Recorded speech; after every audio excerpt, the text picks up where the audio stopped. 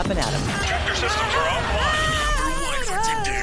We are Beyond FM. Beyond FM. The future of broadcasting is here. Up+Adam with Adam Montiel. It's community content from Concentrate. It's Up+Adam with Adam Montiel. Some say life is where it begins. Straight to the stars is where it ends. Yes, some say life is just where it begins. Straight to the stars is where it ends. Only to start again. Thursday. All right, let's go. Almost to the weekend. Thanks for being Up+Adam. My name is Adam Montiel. Getting ready for Paso Wine Fest? Starts, well, some of the dinners are starting today. Tomorrow, Paired Paso. I'll be a judge with our guest today, actually, one of our guests today, and Michelle Barrera from Enjoy Slow. That's going to be a lot of fun.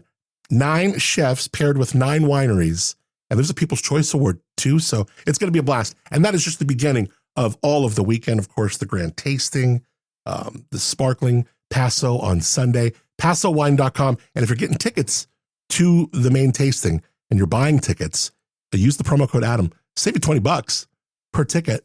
Not bad.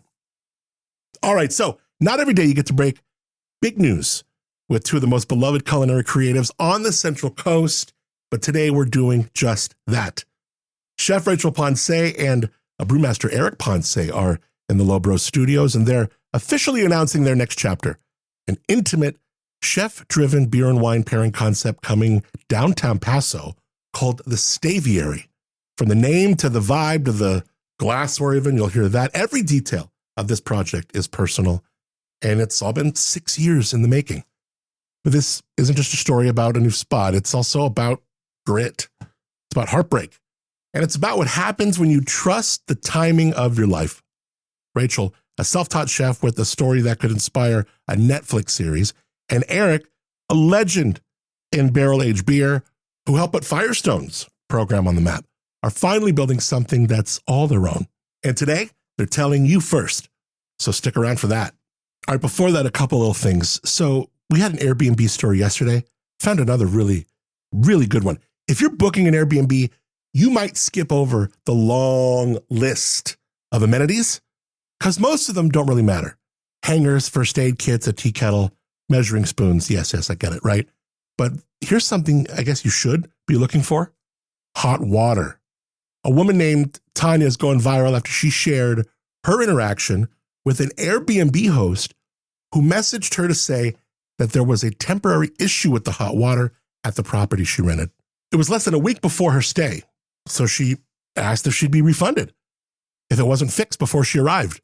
They said they're, quote, unable to offer a refund in this situation because hot water was not included as an amenity in the booking. They did apologize for the inconvenience and appreciated her understanding. Well, Tanya responded, wait, so you're choosing to rip me off because you didn't list an assumed amenity? You also didn't list windows. It's so good, right? This place has windows and doors. If those are missing, I guess that's fine too. Such a good point. Oh, Tanya schools them with that. The host didn't budge though, but Airbnb stepped in with a full refund, thank God. They're also helping her with another booking. They're also going to review that other host. Unclear if anything will come of it.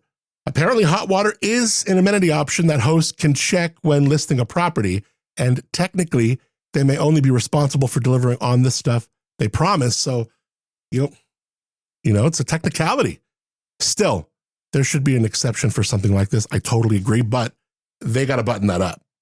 They definitely got to button that up. Wow, what a story. Okay, 2 pieces of entertainment news. Live Nation launching another ticket promotion this summer. It's called the $30 Ticket Summer. Last year was $25, but I don't know, inflation, tariffs, who knows. Over 1,000 concerts are going to be available to choose from. Some of these artists include Avril Lavigne, Billy Idol, Cyndi Lauper, Halsey, Offspring, Rod Stewart, Styx, Toto, even Weird Al. Tickets go on sale Wednesday the 21st. If you got T-Mobile, you can sign up, have early access the day before. All right, I had one more little nugget in entertainment. We can all agree that it was really dumb for HBO to change the name of HBO Max to just Max, right? Well, Warner Brothers is finally caught up, wised up, because they announced at a press conference yesterday they are going back to HBO Max. They actually trolled themselves with several memes featuring scenes from Friends, Game of Thrones, Euphoria. As for programming announcements, Warner Brothers unveiled a new trailer for James Gunn's Superman movie. That looked pretty cool. And the new Game of Thrones series, A Night of the Seven Kingdoms, has been pushed back to 2026 now. I just think that HBO, that like 2-3 second intro is legendary. You know, with the static and the zzz, and it says HBO. How are you just going to call it Max? I'm glad they made the change. All right, before we jump into our chat with Chef Rachel and Eric, let me tell you about Dow Vineyards. They just dropped something called the Taste of Luxury. Tiny vials, big flavor. You get samples of Dow's top tier wines like Patrimony, Soul of a Lion. Choose what you want in these sleek 100 ml pours. Also at Dow Vineyards, check out Dow Rewards and Dow Plus. That's an app for their community that gets you exclusive wines, VIP events, all access perks on the mountain. Go to dowvineyards.com for more serious luxury. Paso-style dowvineyards.com. It's Up and Adam with Adam Montiel. All right, joining me today, two people who don't just compliment each other, they elevate each other. Chef Rachel Ponce is one of the most in-demand culinary talents in Paso, SoCal even, known for her bold, self-taught style and her ability to turn dinner into theater. Her husband, Eric Ponce, is a brewmaster whose resume reads like a who's who of barrel-aged beer. Goose Island, Firestone Walker, you name it. And now they're about to open their very first tasting and culinary concept together called the Staviary. It's not just a name, it's really a love letter to their past, their travels, both their respective brands, pair with Chef Rachel and Cellar Fermentation, and Paso. They're, of course, both friends of the show, and this is the first time that they're sharing all this publicly, so I'm honored that they chose to do it right here on Up and Adam. So the whole building's called Bottle Shop. And then in Bottle Shop, there's 3 tasting rooms, another restaurant, and then us. And then a shared space in the middle. So it's like a U shape of the businesses around, and in the middle, it's a really nice solarium with hanging plants, and those are shared tables. So 3 wineries. It's going to be a vibe. Yeah. Like, we love everybody in there. Yes, because isn't it Drew? Mm-hmm. And then Midpoint, and then Rockbound Cellars. Rockbound. I So don't know she's them. like, she's from Peru. I did their grand opening. We did like a bunch of fun Peruvian foods. It was just like, it's just a good group of people. Yeah, oh, that's what makes. Yeah. And I think they're going to put like a big arch over like the. Did you see that? Railroad Street. Yeah. They're talking about making Railroad Street a walking-only street. That'd be cool. And beautifying it a little bit. Yeah. So hopefully that does happen. That'd be kind of cool. Yeah. I mean, there's not a whole lot of, I don't know, is there a whole lot of parking going on? It's a real narrow street. And all the parking is all employees that Yeah. work downtown. People know. I didn't realize it. Cheers, guys. It's so good to see you both. Cheers. I'm so happy that you guys are here. We're going to be tasting some beers. We're going to be talking some new developments because, you know, for years we've had you on, Rachel and Eric, talking about the new developments and what's coming up.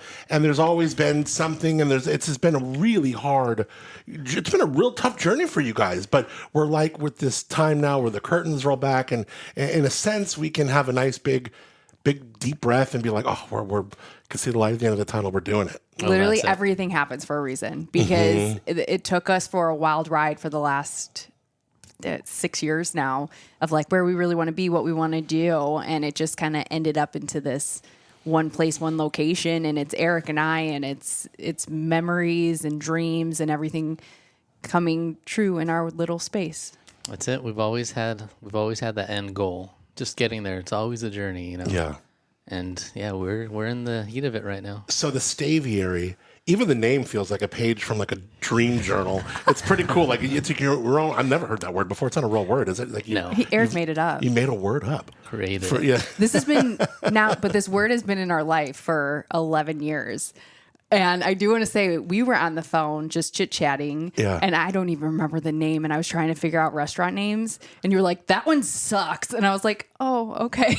But it wasn't this. No. It was the other one. It was something else. I don't even remember. Yes. And then I sat down, and we have our wedding invitation hanging up in our living room, and you couldn't explain what Staviary means, but that's where we got married. And it's like right in front of me. And I was like, oh my God, Staviary. It's like so personal to us. It means something. Our biggest life happenings has happened in the Staviary. We got married there, and now we're going to open up our very own restaurant. And what does the word mean to you, and what does it mean to the brand, right?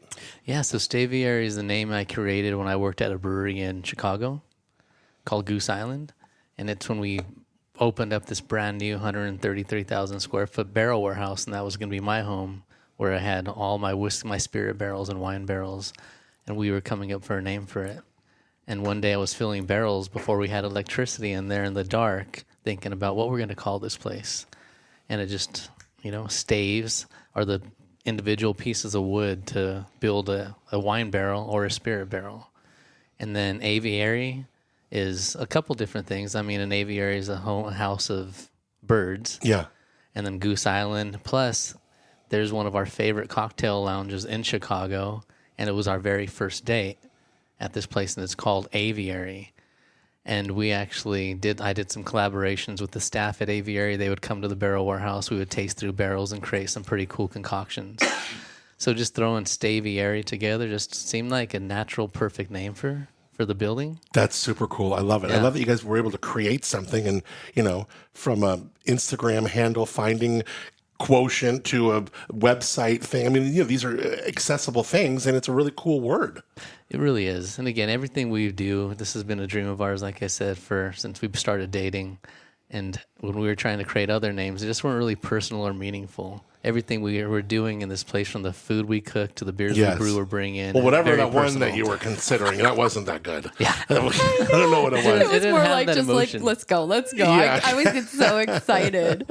And then he's always so nice. He's like, oh, yeah, that's great. And he's probably like, Adam, call her and tell her it sucks. Now, Paso's had a real renaissance in food and drink, and, starting something new in a town with this much history, but also like buzz, is probably really exciting at this point in time for you guys. I feel like there's a turnaround happening in the culinary world downtown. I just feel like there's a lot of new places popping up. Some other places have been around for so long. The couples are retiring. And there's just this flip.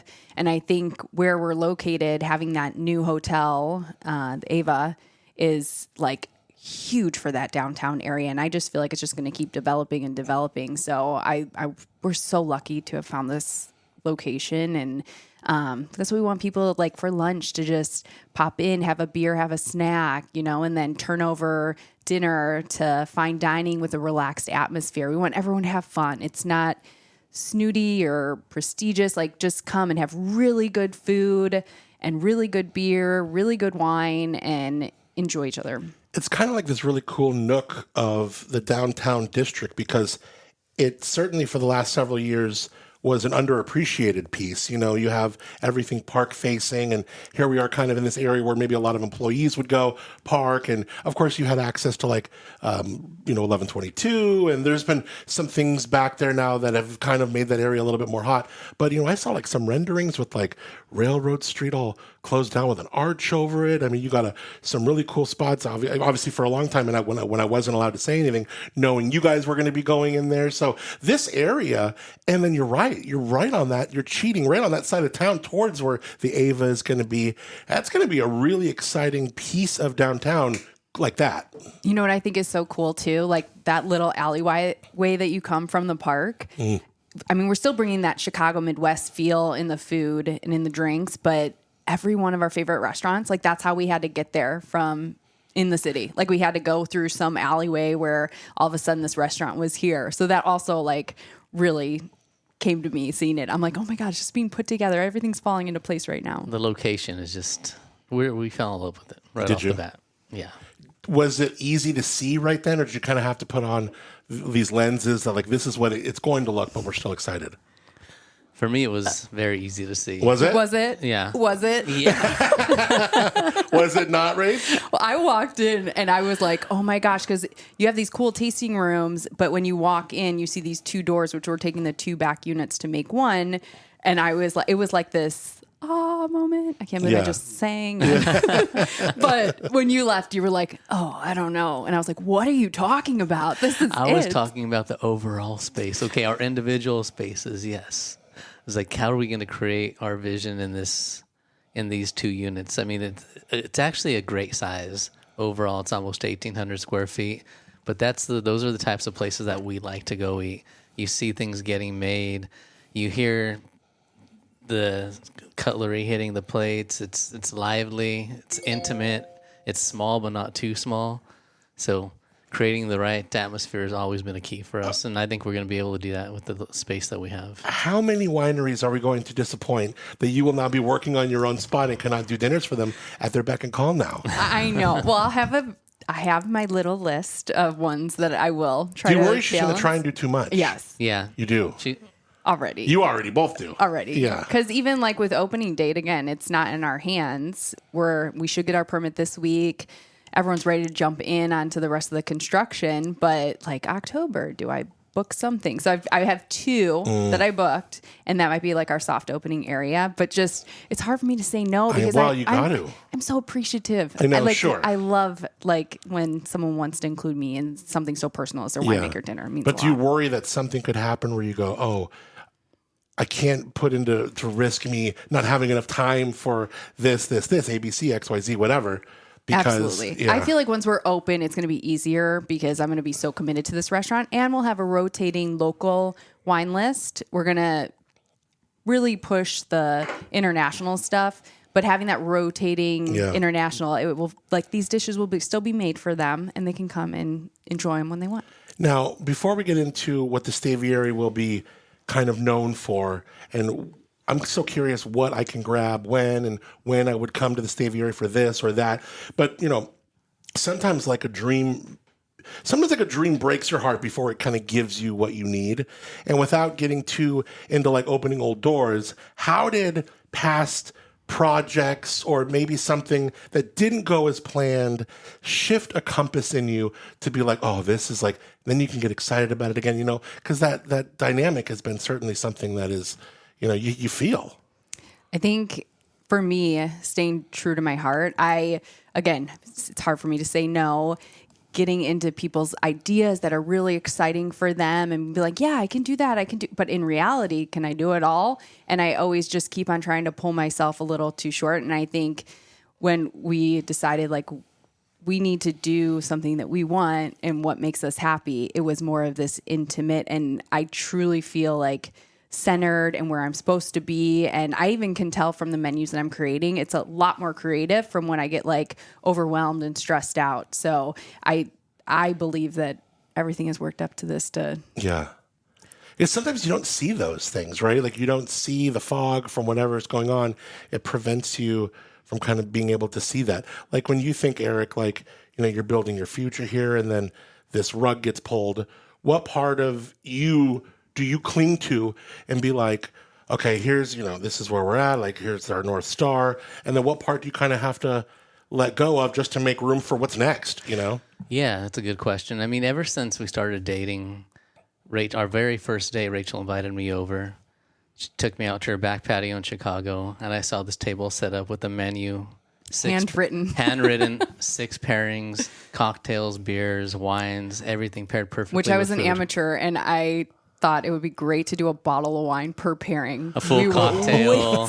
I mean, it was a great first date, let me tell you. But I was so thoroughly impressed by all that. And I mean, ever since then, with me brewing beer and what she was doing at the time, we just always knew at some point. She's always owned her own business and was always just such a go-getter. And we always knew at some point we want to do our very own thing together. And it's been quite a journey to get there. I mean, I've worked at some amazing breweries, but we always knew we wanted an intimate restaurant really focused on pairing beer and wine. And we've done a lot of traveling around the world, and we took bits and pieces of atmosphere, music, dishes, glassware, and we have notebooks filled of when we are able to open up our own place, what do we want it to be? We want it to be really personal.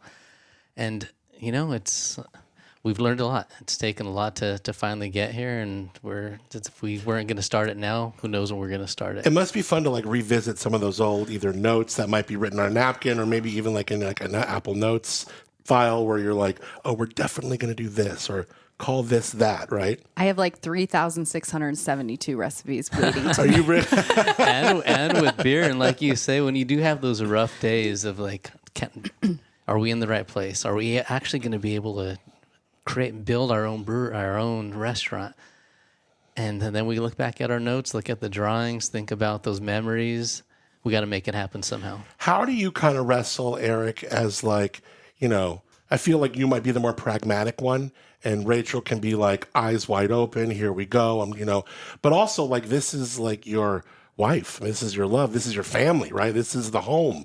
There's so many things that like you don't want to see her ever run into anything that's going to make her cry or disappoint her because you love her. But also this is not supposed to feel easy. This is, two people creating a business together. This is supposed to create some scars a little bit, right? So how do you weigh that as, the husband, as the Eric in the situation, right? I mean, if I wasn't with Rachel, I've always had my dream to have my own brewery. I honestly don't know if I would do it. I've always had a very comfortable, amazing role at some really established breweries with that mindset of possibly doing my own thing. But with the day I met her, it's like, this girl's such a go-getter. She's accomplishes every single goal she has.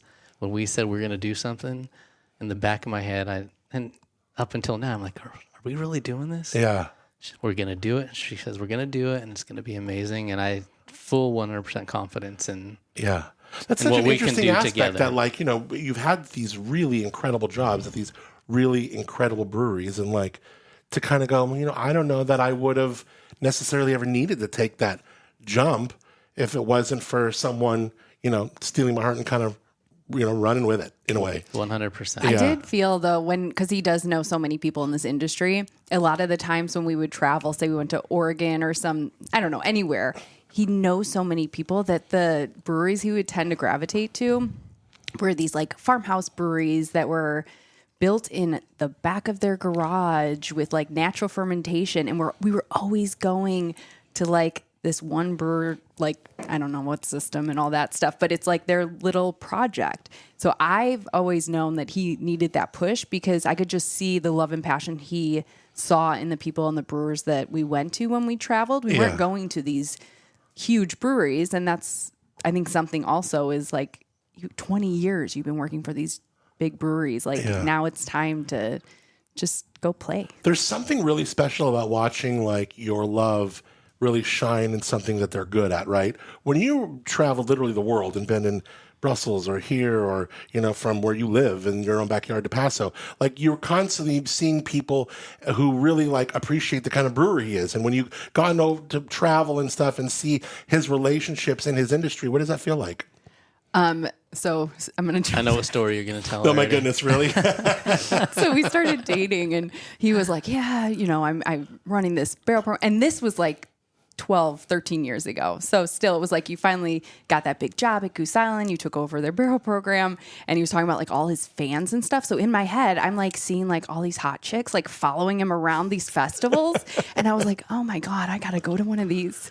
So literally we went, what was the big one? Big Bears and Vail. Big Beers. That was my first beer fest that I went to with him. And literally it was like all, which I love you guys, 40, 50-year-old men just following around. I'm like, oh, I'm good. But it's just so cool to see like that people like look up to him and the questions, and a lot of them are home brewers, and he takes the time to talk to people. And my proudest moments are seeing him talk on the panels and like just filling the room, seeing what he needs to say and what he's done and traveled. And yeah, but I'm always there to be like, okay, you're talking too loud. She's always in the background doing the finger across the neck. Cut it off. What is it about a guy like Eric, Rachel, who is very, by all accounts, soft-spoken, but also very decisive and very much definitely shows you, like, I'm comfortable where I'm at and I'm comfortable like, voicing my opinion, or, you know what I mean? Like, definitely asserts himself. He's a very good listener. And I don't know, I'm just so proud of him, too, because he is, like, soft-spoken. Like, I don't think people would realize what he's really done. And now having our own business, I'm like, babe, we got to start pushing that. You got to, and he's just like, I just make beer. I want people to enjoy it. I think a humble, because a lot of people, we talk about these people who are really talented and stuff, but when there's real true humbleness, it's so much nicer than when everyone else is talking about them. They're not talking about themselves, Yeah. And it's not easy to just talk about, for some people, it shouldn't be easy to talk about yourself. That's what we should say. But no, I totally know what you mean. Damn it. But sometimes on the flip side of that, when you don't have anybody fighting for yourself, I found myself 16 months ago, like if I'm not going to like literally put up a listener-supported billboard. I don't know. I got to figure out ways to get talked about in a way. I don't know, but I see what you mean. No, I get it. Sometimes you got to do it too. Yeah. Yeah. Well, and I think when people want to listen or asking you questions, that's one thing. I'm not going into a room being like, I'm here. Yeah, right. Yeah, sure. Type of that. It's more of just like, I don't know. And I feel very gracious that people want to know what we're doing. Like, it was just So like, okay, cool. what's Yeah. next? Where are you going? So we're thinking like fall, maybe. I mean, I know one of you probably wants to say summer. One of you is probably like maybe more like fall. But how do we? I guess you just don't. You don't want to say you're going to be open or not be open. Yeah, because we still got to build the place out. Construction, it can always take a little bit longer than expected. So personally, I say before the end of the year. Rachel will say something different. Rachel will say Soft spring, late openings. spring. Yeah. No, soft openings, like end of summer, and then hopefully we'll get up and going right in that fall crazy paso Okay, time of year. when am I coming to Staviary? I want some to-go stuff. I want to have a nice dinner. I'm coming for lunch. Am I staying there? Am I grabbing food and leaving? Tell me everything. So again, with all my ideas, Yeah. but so lunch is definitely a totally different feel, like really light and airy. Come in for a great beer, a great glass of wine, some bites. Again, nice and shareable things. We will have a very small menu to go just because we have that shared area, the communal area. Like what? Some cheeses and meats? Sandwich, Got it. salad, Cool. but with a pair with twist. Sure.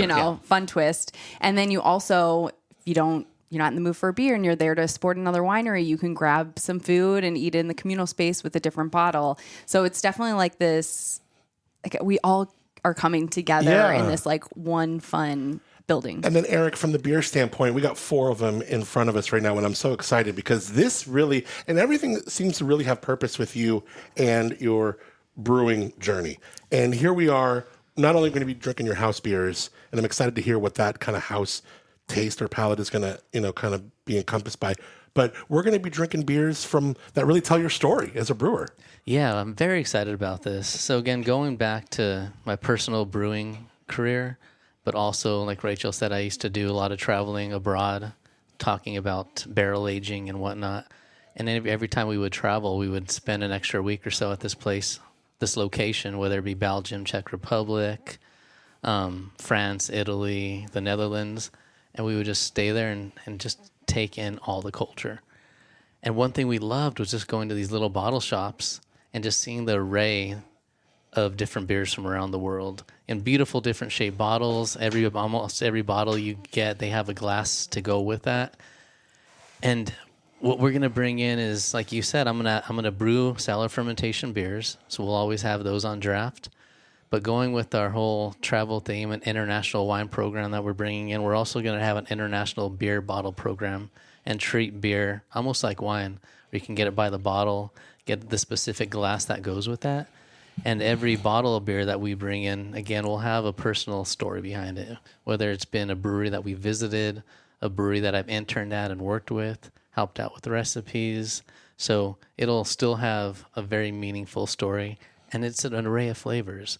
Whether we're bringing in a lager from the Czech Republic versus Germany versus one that I brew, it's just like, I know we live in wine country, so I compare it to everyone has a Pinot Noir, but depending on where they're buying their grapes from, it's always going to taste different. A lot of people think, I'm going to be drinking a lager. It's strictly need to taste like this. You taste the lager that I brew compared to one that's brewed in the Czech Republic, compared to one that's brewed in Germany.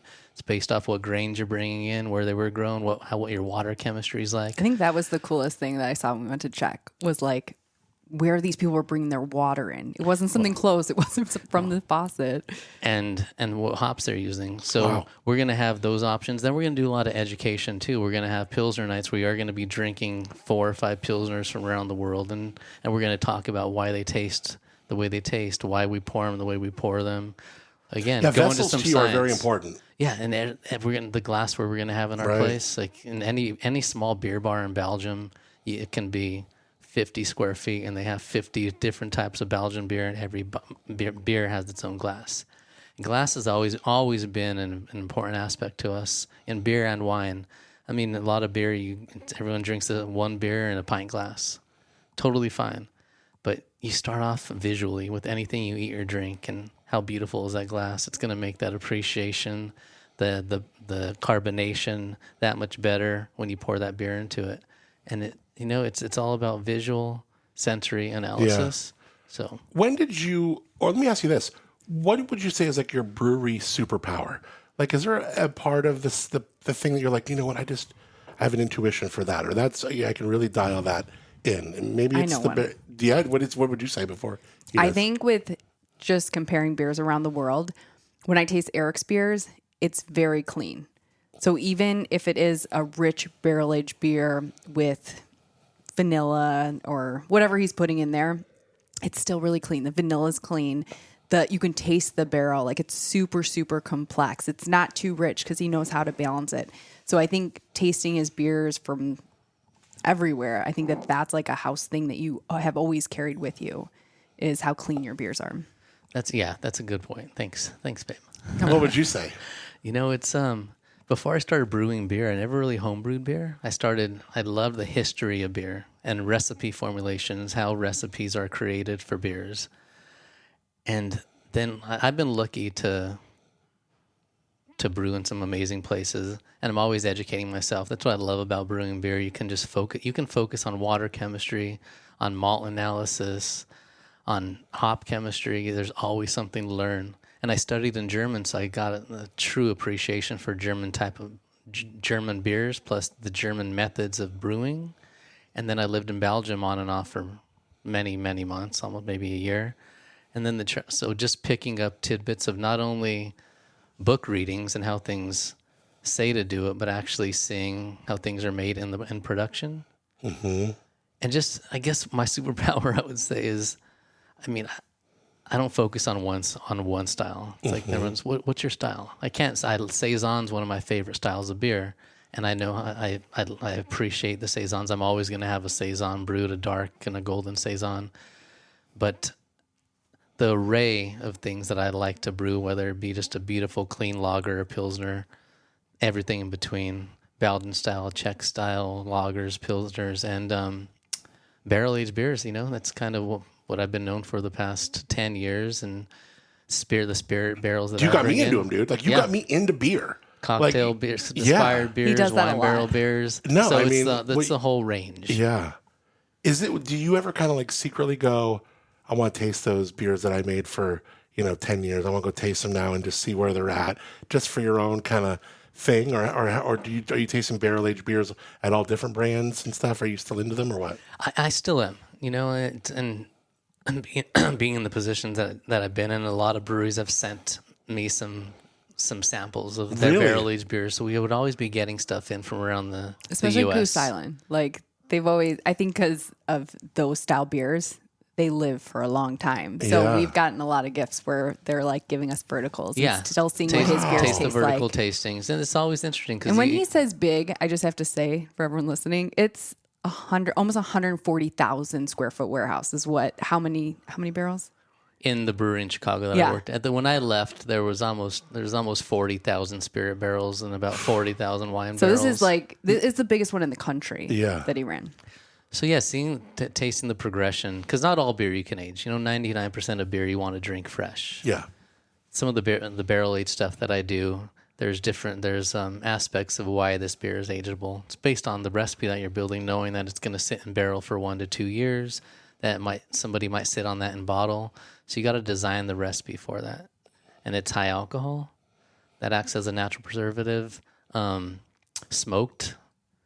Smoking, just like old, like back in the day, or smoking meat or something. It's a natural preservative. So smoked grains. One of my favorite breweries that I worked at in Alaska, my very first brewing job was Alaskan Brewing Company. And still to this day, one of my favorite beers is the Alaskan Smoked Porter.